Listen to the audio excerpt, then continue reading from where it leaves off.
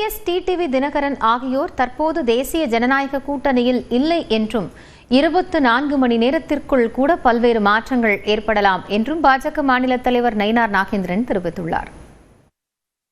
இப்பொழுது கூட்டணியில் யாரெல்லாம் இருக்கிறாங்க, யாரெல்லாம் முந்தைய கூட்டணியில் இருந்தாங்க அப்படின்னு மட்டும் ஒரு விவாதம் மட்டும்தான் பண்ணமே தவிர வேற இடஒதுக்கீடு பற்றி பேசவோ இந்தந்த தொகுதிகள் என்ன இருக்கு அப்படின்னு சொல்லவோ அந்த மாதிரி எந்த விதமான பேச்சுவார்த்தையும் அதில் இடம்பெறவில்லை.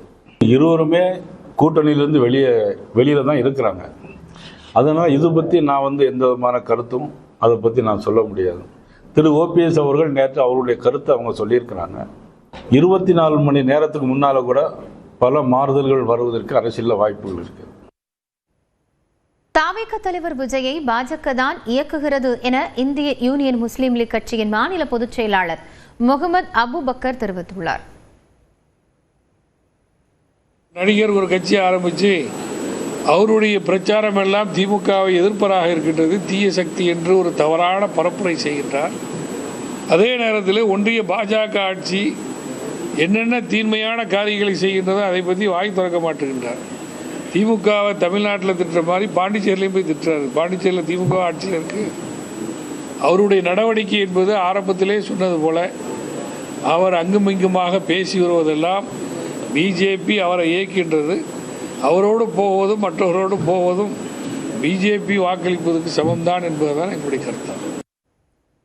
தாவேக தலைவர் விஜயின் வாகனத்தை மறித்த பெண் நிர்வாகி அஜிதா தூக்கு மாத்திரை சாப்பிட்டு தற்கொலை முயற்சியில் ஈடுபட்டுள்ளார்.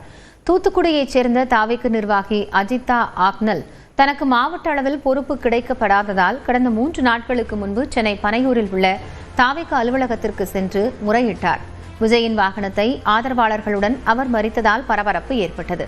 தொடர்ந்து தர்ணாவிலும் ஈடுபட்ட அஜிதா இறுதியில் கட்சி தலைமையின் மீது நம்பிக்கை இருப்பதாக கூறிவிட்டு சென்றார். கடந்த 2 நாட்களாக அஜிதா கடும் மன அழுத்தத்தில் இருந்ததாக கூறப்படுகிறது. இந்நிலையில் திடீரென தூத்துக்குடியில் உள்ள தனியார் மருத்துவமனையில் அஜிதா அனுமதிக்கப்பட்டுள்ளார்.